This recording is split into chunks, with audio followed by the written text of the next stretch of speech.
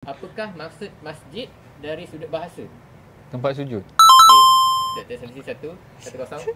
Puasa 3 hari berturut-turut dalam bulan Hijrah disebut sebagai puasa apa?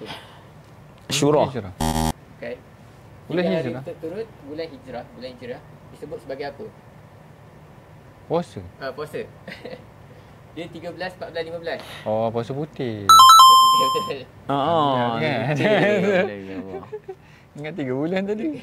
Okey, ada seorang sahabat ni, dia lagi famous sebagai nama gelaran dia. Nama sebenar dia, okey, siapakah sahabat? Nama sebenar dia Abdul Rahman bin Sakhar. Abu Hurairah. Payah. 3-0. Hei. 3-0. Good chance. Bagi saja.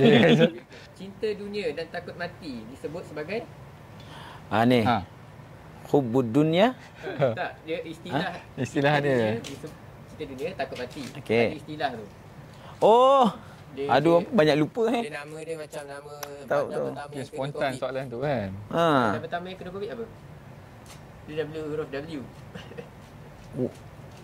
Wahan. Ya, Terima kasih. Penduduk asal kota Madinah pada zaman Nabi SAW digelar sebagai apa? Golongan apa? Yathrib. Tiba. Yes. Itu bandar. Mana? Madian. Kan? Dalam Mekah, Muhajirin. Oh.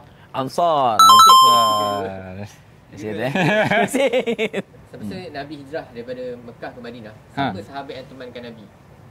Sayyidina Abu Bakar As-Siddiq.